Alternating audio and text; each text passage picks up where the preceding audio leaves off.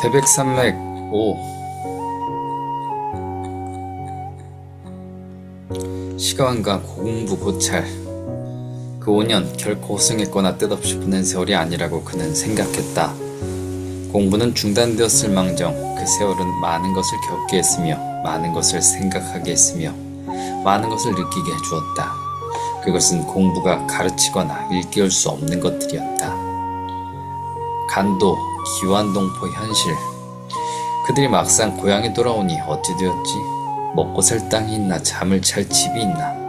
의식이나 식견 이미 달라져 있는 그들은 타관 생활보다 더 나쁜 생계 위협을 당하게 된 게 아닌가? 그들이 자구수단으로 할 수 있는 일이 무엇이었겠나? 월남한 숫자에 못지않게 월북한 사람들 대부분이 그들이고 회정리 이구처럼 그들 중에 좌익하담자가 월등히 많은 것 등이 어찌 우연이겠는가? 우리 사회의 갈등을 일거에 해소할 수 있는 방법이란 내가 보기엔 무상몰수 무상부배의 원칙에 따른 농지개혁 단행밖에는 없네. 보게 지금 농민들의 입장에서는 농토 문제만 해결된다면 그 어떤 주의든 지지하고 따르게 되어 있는 상황이네. 이건 바로 가불한 때와 똑같은 상황이란 말일세. 사상과 삶의 관계. 농민들이 그 종교 사상을 행동의 계기로 삼았느냐가 문제인 것이네. 다시 말해 어떤 사상이 다수의 사람을 의식화로 무장을 시키는 것이냐, 아니면 다수의 사람이 공동으로 처한 생활의 악조건을 타개하기 위해 어떤 사상을 필요로 하느냐 하는 점일세. 그건 구분이 명확하지 않은 상호작용의 관계를 유지하는 게 보통이지만 가분현 농민 항쟁의 경우에 있어서나 지금 우리 상황에 있어서는 후자의 경우가 분명하네. 일본인과 기차. 아시아 국가들 중에서 서구라파 제국이 이룩한 산업혁명을 선망과 동시에 열등감으로 바라본 유일한 나라가 일본이다. 좀 더 구체적으로 말하자면 일본이 부러움의 대상으로 삼은 것은 산업혁명의 성취가 아니라 그것과 더불어 이루어진 과학 문명의 발달이었다. 그 중에서도 특히 기차에 대한 일본인들의 관심은 대단했다. 지칠 줄 모르고 달리는 검은 철마. 그 신기한 기계에 대한 일본인들의 끈질긴 관심은 마침내 그들 자신의 손으로 그것을 만들어내게까지 되었다. 그들은 그 신기한 기계를 자신들이 소유한 모든 영토에 미친 듯이 설치해 나가기 시작했다. 본토와 한반도는 물론이고 만주 대륙에까지 일본인이 가설한 철도는 뻗어나갔다. 농민 예찬. 그건 글줄이나 읽었다는 자들이 저지르는 가당찮은 착각이고 자만이고 오해야. 인생살이 전체를 놓고 생각해볼 때 유무식의 차이란 글줄을 읽고 안 읽고의 차이가 아닐 것이네. 그건 인생살의 진실이나 고통을 얼마나 아느냐 모르느냐로 결정된다고 생각하네. 농민들만큼 인생살이의 쓰라림과 아픔과 슬픔을 깊이 느끼는 사람들이 또 누가 있나? 광양, 구례 상황. 백운사는 반란군 주력 일부와 전남도단까지 품고 있는 탓인지 광양이나 구례 일대는 난장판이었다. 아니, 지옥이 죽은 사람들이 살기가 제일 고약한 곳이라면 산 사람들이 살기가 제일 고약스러울 곳이 분명한 그곳은 생지옥이라 해야 옳았다. 더욱이 경찰에게 그곳은 생지옥이 틀림없었다. 반란군은 반란군대로 날뛰고 읍면단위 야산대들은 야산대대로 설쳐대는 바람에 경찰은 어느 쪽 총에 맞아 죽을지 모를 일이었다. 애가 들어서게 하는 방법. 남자는 다방사하지 말 일일 것이며 여자는 조립좌하지 말라는 것이요. 이것이 무슨 말인고 하니 남자가 밤마동 그 짓을 했다가는 시가 부실해져 애를 만글 수가 없다. 남자가 일단 방사한 다음에는 여자가 방정 맞게 발딱 일어나서는 절대로 안 되는 일이고 그저 뒤진디끼 그대로 낮아빠져서 남자 것이 한 방울도 새어나오들 못하게 모시는 정신을 쏟아야 한다 그 말인데.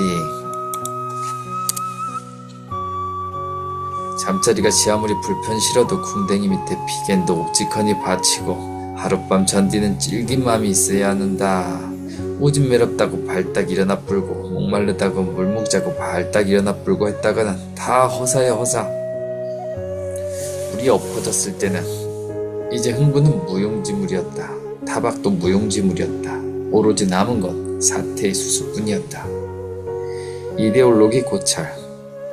그런 것이 필요하게 된 건 사람의 목숨이 살아가야 하는 가장 기본적인 생활 그 자체의 모순을 해결하기 위해서였습니다. 그러니까 이데올로기나 사상이란 것이 유식한 사람들이나 입에 올릴 수 있는 전유물도 아니고 책상 앞에서 따지는 연구물도 아니라는 겁니다. 배우지는 못했을 망정 기본 생활 조건의 모순 속에서 끝없는 고통을 겪으며 살아온 수많은 사람들이 자신들이 왜 그런 고통에 시달려야 하는지 그 이유를 알고 있고 그 잘못은 고쳐져야 한다고 생각하고 있고 무슨 방법으로는 그것은 바뀌어야 한다고 마음먹고 있는데 그것은 이미 하나의 이데올로기고 사상입니다. 식자가 든 사람들은 거기에 논리와 이론이 없으니 이데올로기나 사상이 될 수 없다고 합니다. 그건 식자층의 상투적인 용어입니다. 춘궁기. 아이들은 앞다투어 삐비를 뽑아먹었고 솔가지를 꺾어 송기를 빨았으며 솔순을 분질러 입에 몰아넣었다. 그러나 그런 허기달래기도 마음 놓고 할 수 있는 일이 아니었다. 솔가지를 꺾어대는 것은 나무를 상하게 하는 일이었고 새로 돋는 순을 분질러대는 것은 나무 자라기를 해치는 일이었다. 그래서 인심 사나운 집의 산에서는 산지기와 숨바꼭질을 해야 했다. 산에는 아이들만 오르는 것이 아니었다. 어른들 눈치껏 산을 탔다. 여인네들은 죽거리나 창거리를 삼으려고 산나무를 찾아 헤맸고 남자들은 치기나마 캐내려고 괭이질을 했다. 송기나 솔수는 한꺼번에 많이 먹어지는 것이 아니었다.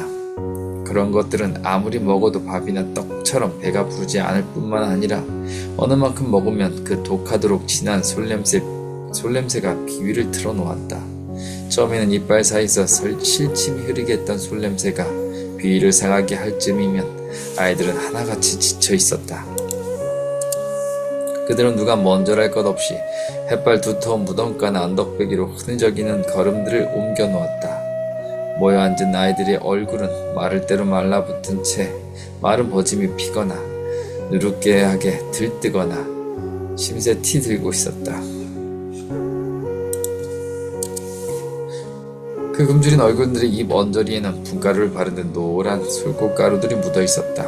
아이들은 무거운 몸을 부린 채 숨막히도록 아롱거리는 그 어지러운 아지랑이 춤을 초점 잡히지 않는 눈길로 하염없이 바라보고 있었다. 아지랑이 속에서 칠푸른 보리밭도 아롱거리고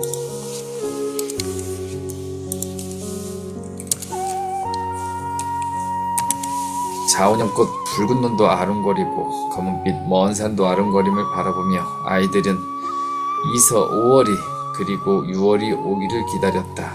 5월이 오면 보리서리 밀서리가 시작되고 배를 채울 것이 많아진다는 것을 아이들은 알고 있었다.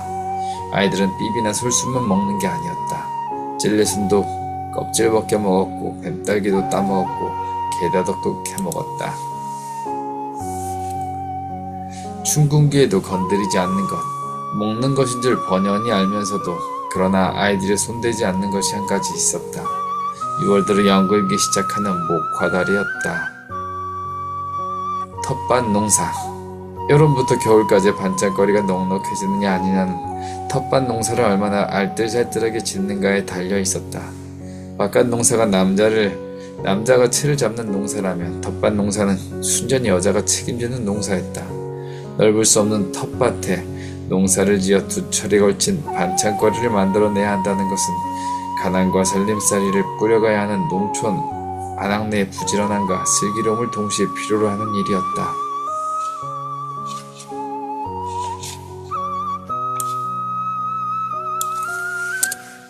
여자들의 집안 농사는 텃밭가리로 끝나지 않았다. 헛가지나 뒤란의 구덩이에는 박씨를 넣었고 담장가의 구덩이에는 호박씨를 넣었으며 울타리를 따라서는 완두를 박았다. 그때부터 오줌 한 방울, 개순물 한 방울도 함부로 버리지 말아야 했다.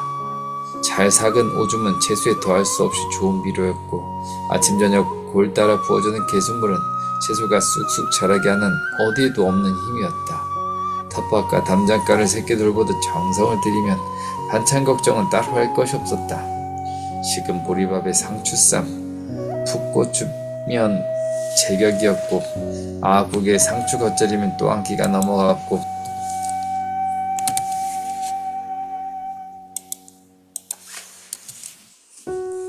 애호박을 썰어 넣어 된장찌개 끓이면 호박잎 밥에 쪄내던 저녁밥이 배불렀고 생깻잎 양념장에 절이고 가지무침을 올린 다음 완두콩 한 줌을 섞어 지은 보리밥을 놓으면 그 밥상이야말로 푸짐한 여름 밥상이었다. 거기다가 아이들이 물푸기를 해서 잡아온 붕어라도 있어 방아잎 얹어 얼큰하게 찌개를 해놓으면 보리밥도 별미였다. 길쌈과 삼재배. 남도지방 처녀들이 예로부터 시집가기 전에 첫째 조건이면서 절대 조건으로 길쌈할 줄 아느냐는 물음을 남자 쪽으로 또 받는 것이 길쌈이 농가 부업으로 얼마나 큰 비중을 차지하는 것인지를 입증하는 것이었다. 무더운 여름이 긴 남도지방은 삼재배의 최적이었고 논농사도 밭농사도 마땅하지 않은 땅에 삼씨는 뿌려져 삼배로 짜여졌고 그 삼배 필들은 장마다 모아져 삼재배가 어려운 북부지방으로 실려가 귀한 물건이 되었다. 엉덩이가 부실한 여자는 배틀에 앉을 수 없었고 배틀잡이 10년에 엉치 내려앉는다는 말이 생겨나게 되었다. 그러므로 며느리감이 될 처녀에게 길쌈할 줄 아느냐고 묻는 것은 부업 능력만을 따지는 것이 아니라 종합 건강 진단인 셈이었다.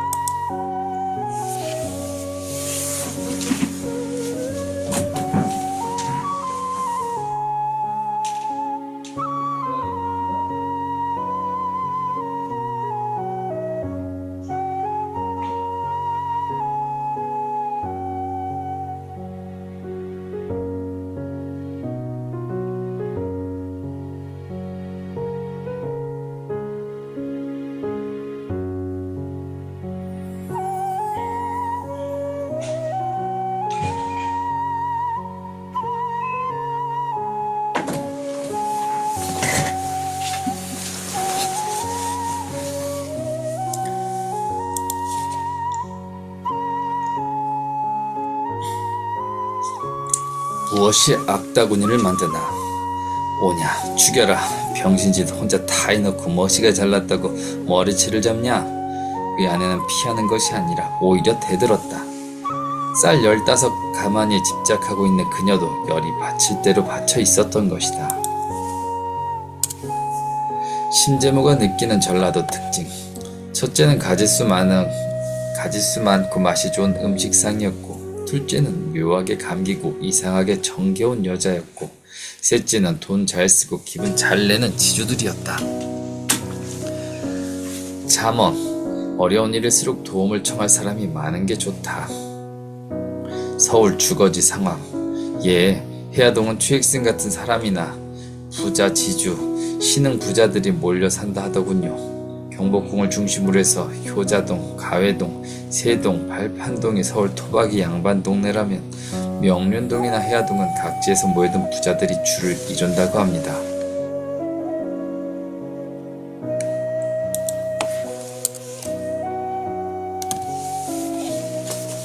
떠나고 싶은 마음은 누구에게나. 그와 헤어지고 나서도 예편을 하고 싶다는 그의 말이 오래도록 김범우를 우울하게 했다.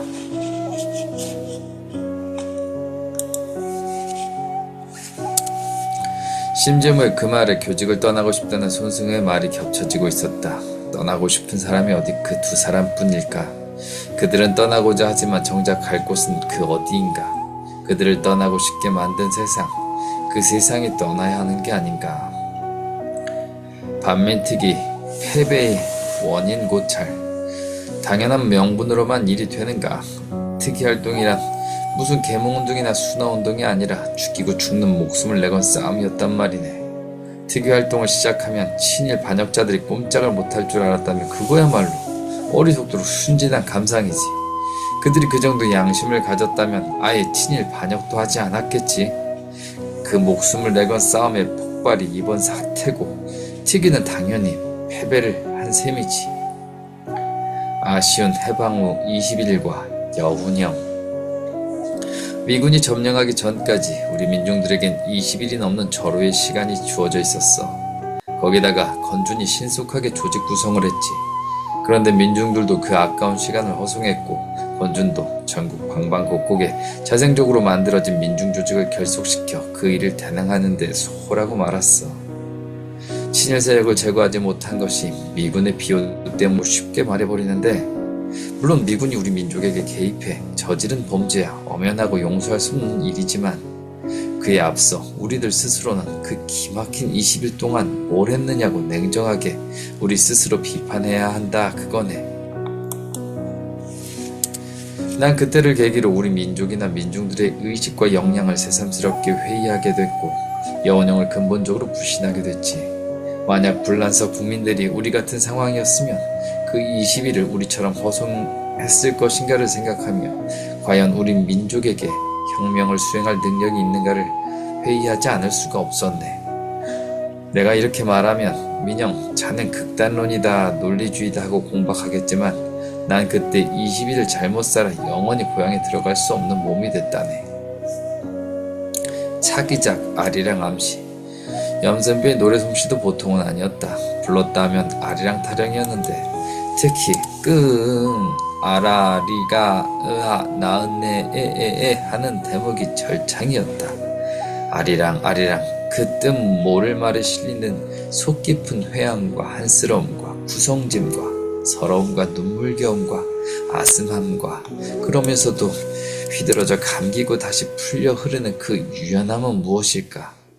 염선배, 그는 남이 듣지 않게 가슴 깊이로만 그 가락을 읊조리며 오늘도 그 가락처럼 흐르는 어느 산줄기를 타고 있을 것인가? 국민보도연맹은 새로운 관제 반공 조직으로 그 목적은 폭력적 방법과 병행한 비폭력의 방법으로 공산당 활동을 저지 또는 무력화시키는 데 있었고 그 방법은 이미 전향한 사람들을 중심으로 결성하여 과거 경력 때문에 불이익을 당하는 일이 없음을 입증함으로써 새로운 전향자들을 유도해내는 것이었다. 그 관대한 처사는 이미 전향의 뜻을 품고는 있지만 불안감 때문에 행동으로 옮기지 못하고 있는 사람들이거나 사상적으로 회의를 가지게 된 사람들에게는 파급 효과를 나타낼 만도 한 방법이었다. 그건 일종의 심리전이었다. 농지개혁법 6월 21일 공포되었다. 학교법인 설립 이유 중 하나. 그려 그것을 안 생각한 것이 아닌디 땅이야 있는 땅이고 돈 건물 세우는 것인디야. 한번 짓기만 함사 몇십 년 가는 것인께 전답 영영 날리는 것보담이야. 한번 큰 돈 쓰고라도 전답 평상 지키는 것이 이문 아니겠어? 그 미천이라는 것도 넘주는 것 아닌디. 민중이 생각한 토지 분배 방식, 그들의 의식 속에 분명하고 확실하게 판박혀 있는 농지개혁이란 무상몰수 무상분배였던 것이다. 해방을 맞이한 뒤로 그리도 목마르게 농지개혁이 되기를 바라고 기다려왔던 것은 무상몰수 무상분배로 농지를 갖게 되리라는 기대 때문이었다. 무상몰수 무상분배라는 말은 그동안 귀에 못이 박히도록 들어왔던 것이고 농지개혁에는 그 방법밖에 없다고 믿어왔던 것이다. 왜냐하면 이북에서 이미 오래전에 그 방식으로 토지개혁을 했으므로 이남에서도 당연히 그러리라고 생각해왔던 것이다. 그나마 다행. 며칠이 지나면서 농지값을 일시불 하는 것이 아니라 5년 동안에 걸쳐 나누어 내게 된다는 내용이 전해졌다. 그 내용은 사람들의 감정을 다소 누그러지게 하는 작용을 했지만 무상몰수 무상분배를 기대했던 사람들이 품게 된 근본적인 불만과 불신은 그대로 남아있을 뿐이었다. 필연적인 민족 분열 상황, 두 강대국의 점령과 함께 두 이데올로기가 대립하는 상황 안에서 누가 가장 바람직한 민족의 지도자였을까? 사회주의의 혁명을 앞세운 극자의 박헌영이었는가? 권력 장악만을 앞세운 극우의 이승만이었나? 좌우합작을 앞세운 중도적 여운형이었는가? 민족 자주를 앞세운 포용적 김구였는가? 두 강대국이 양보 없는 대립을 하는 한 극자나 극우의 노선은 필연적으로 민족 분열을 초래하게 되어 있었다. 백성들의 지혜. 들물뜨은 옥새풀과 장가지들을 쳐서 나무 한 짐을 실하게 했다. 손쉽다고 해서 잔 소나무를 줄기째 자르는 것은 제대로 나무하는 법이 아니었다. 그렇게 해서는 산에 나무가 남아날 도리가 없는 일이었고 만약 그리하다가 산지기에게 들키는 날에는 주인 집에까지 끌려가고 더 심하면 경찰서로 넘겨지기도 했다. 산을 위해서도 산지기에게 잡힐 경우를 생각해서도 큰 나무에 장가지를 쳐야 했다. 장가지를 쳐주는 것은 나무에도 좋은 일이었다. 농가에서 제비의 존재. 어른들은 새끼가 많을수록 어미 제비의 노고를 취하는 동시에 고마워했다. 농부들은 제비의 번창을 그의 농사의 풍년이라고 여겼던 것이다. 그만큼 해충의 피해가 줄어들 것이기 때문이었다. 그러니까 흙무전은 유교 사상을 바탕에 깐 전형적인 농경사회의 구전문학이었던 것이다. 그러나 농부들은 그런 분석적 인식을 굳이 이야기 끝에 사족으로 붙이는 일 없이 그저 손자나 자식들에게 이야기를 되풀이하는 것으로 그 속에 담긴 가르침과 일깨움을 손상시키지 않고 고스란히 전해내리는 무의식적인 의무와 책임을 성실하게 해냈던 것이다. 벌교의 농개는 꽃게, 짱뚱이, 꼬막, 수컷의 그 화려한 생김에 비해 암컷의 생김은 볼품이 없을 정도로 두 집게발이 모두 작은 채 색깔도 몸 색깔 그대로였다. 본래 이름이 농개인데 꽃게라고 부르는 것은 순전히 수컷의 생김에서 딴 것이었다. 여름한철 아이들을 손을 그렇게 타면서도 꽃게는 줄어들 것 같지가 않았다. 꼬막이 늦가을부터 초봄까지 그렇게 홀태지를 당하고도 또 뻘을 헤치면 나오듯이 유별나게 툭 붉어져 나온 큰 눈으로 깊은 뻘밭을 펄쩍펄쩍 뛰어다니는 짱뚱이와 함께 꼬막과 꽃게는 순천만 일대의 뻘밭에 사는 명물이었다.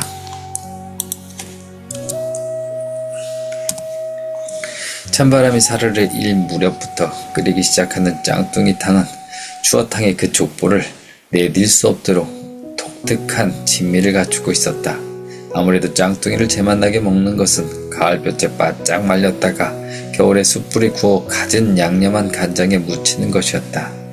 고소하고도 쫄깃거리면서 씹을수록 갯내음이 나는 듯한 그 깊은 맛은 그러나 아무나 볼 수 있는 것이 아니었다. 우선 잡기가 힘든 데다 말리는데도 손이 많이 간 짱뚱이 꿰미는 그 값이 혓바닥 빼물 만큼 비쌌다. 못생긴 유자가 선비방에서 겨울 나듯 못생긴 짱뚱이도 부자들의 밥상머리에만 올려지는 겨울 반찬이었다. 토화젓과 토화알젓. 흙냄새가 상큼 나는 것 같기도 하고 물풀 냄새가 물큰 나는 것 같기도 한 토화젓은 여러 바다젓갈과는 그 맛이 달랐다. 아이들은 그 이상 야릇한 냄새를 싫어했지만 어른들, 특히 남자들은 좋아했다. 술안주며 밥반찬으로 즐겼고 젓갈이 귀한 산중에서는 김치도 담갔다. 말린 토화는 여러가지 된장국을 끓일 때 넣기도 했고 볶음을 해서 먹기도 했다. 여자들은 농사일에 쫓기는 틈을 내서 한 단지쯤 젓갈을 담아 요긴하게 먹는 나무랄 데 없는 음식이었다. 친정어머니가 소금을 대주기만 하면 맨주먹으로 돈을 만들 수 있는 일이었다. 그런데 토화 알젓이라는 것이 있었다. 이름 그대로 토화의 알로만 담그는 젓갈이었다. 세발의 피라는 말이 있고 벼룩의 간이라는 말이 있듯이 토화 알젓이라는 것도 거의 현실감이 나지 않았다. 토화라는 새가 워낙 작은 데다 그 배에 붙은 알이라는 것이 조알보다 훨씬 작은 탓이었다. 그러나 토화 알젓은 분명히 있었고 그것을 먹고 사는 사람도 분명히 있었다.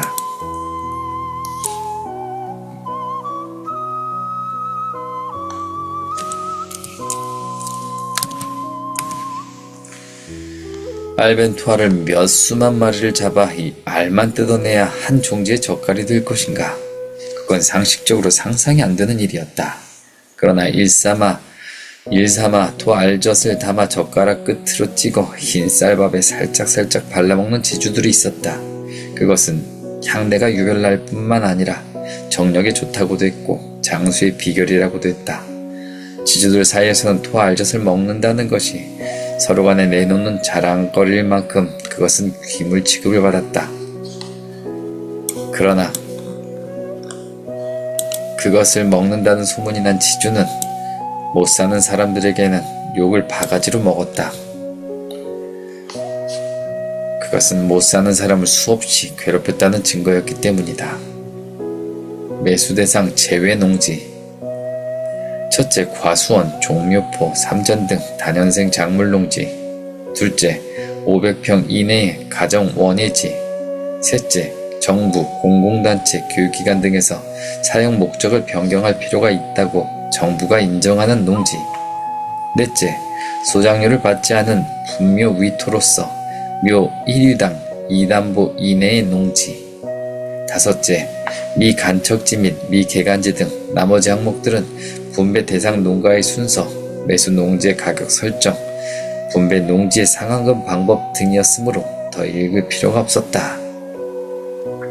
참새와 결석. 7, 8월 농사가 더위와의 싸움이라면 9월의 농사는 참새 떼와의 싸움이었다.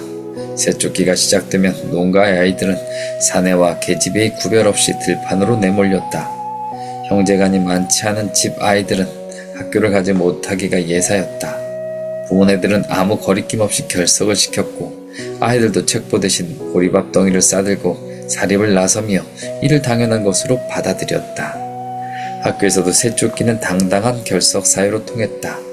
농가에서는 농사는 모든 것에 우선했고 특히 소작농에서는 쌀을 한 톨이라도 더 지키기 위해서 아이들의 배움도 뒷전으로 물려야 했다.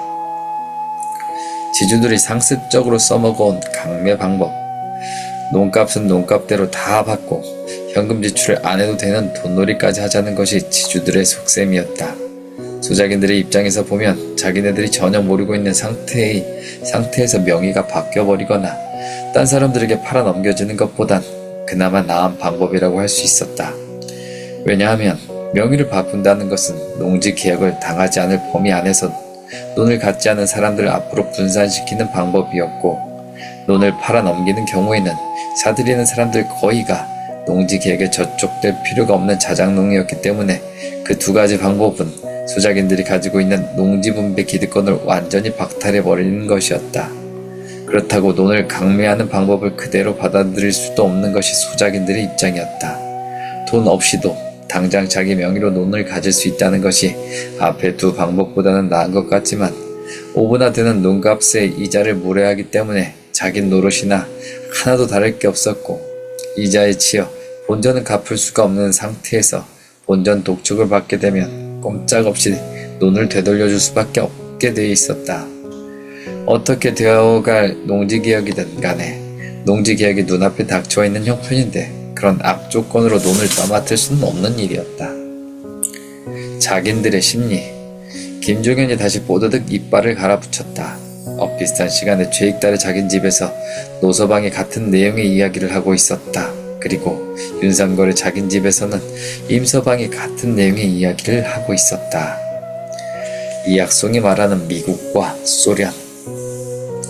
그 신탁 통치 기한의 차이는 소련이 북쪽에 자기네들이 믿을 수 있는 정권을 세워 안심할 수 있다는 점과 미국이 남쪽에 자기네들 뜻에 맞는 정권을 세우기는 했는데 시대 상황이 아직 안심할 수 없다는 점과의 차이일 뿐이었소. 소련의 철군이 조금이라도 설득력을 가졌으려면 북쪽 정권이 수립되기 전에 실시됐어야겠지. 그 다음이 뭐였나? 정부 수립에 대한 견해 차이라는 것도 신탁 통치 기한에 대한 제한과 맞걸리는 발상아니요. 전 민족적 외세백에게 부딪혀 당황한 미국은 신탁 통치를 포기하고 이 땅의 문제를 유엔으로 가져갔고, 이에 맞서 소련은 미소 양군의 동시 철수와 한민족 자체 노력에 의한 자율정부 수립이라는 입장을 취했는데, 언뜻 들으면 전적으로 우리 민족을 위하는 것 같은 소리요. 그러나 그건 진실이라곤 털끝만치도 없는 뻔뻔스러운 거짓말이었어. 한민족의 의사는 물론이고 그 존재까지 완전 묵살하고 저희들 멋대로 신탁 통치를 하겠다고 덤빈 자들이 저희들한테 불리한 상황이 되니까 그따위 소리를 짓거린 거지 뭐요. 윌슨이 자기네 이익을 위해 민족 자결주의를 내세운 기만과 똑같은 거지. 미국의 손아귀에 들어있는 유엔에서 힘을 쓸 수 없으니까 소련은 자기네 이익을 지키기 위한 방편으로 우리 민족을 이용하려 한 것뿐이요. 사건들 정리. 10월 1일 폭동에 동원된 인원이 100만 명이 넘었고 사망자가 1천여 명인데, 이 어림잡은 통계에서도 완전히 제된 수가 또 1천여 명은 될 것이고, 거기다 경찰 사망자 200~300명을 합해야겠군. 그 다음에 큰 사건이 제주도 4.3 사건인데 살상당한 수가 8만 5천여 명. 그 다음이 여순반란 사건인데 그게 그러니까 9천에서 1만여 명이지. 그리고 작다고 할 수 없는 사건들이 끊임없이 일어나며 죽어간 사람들 수도 합해놓으면 굉장할 거네.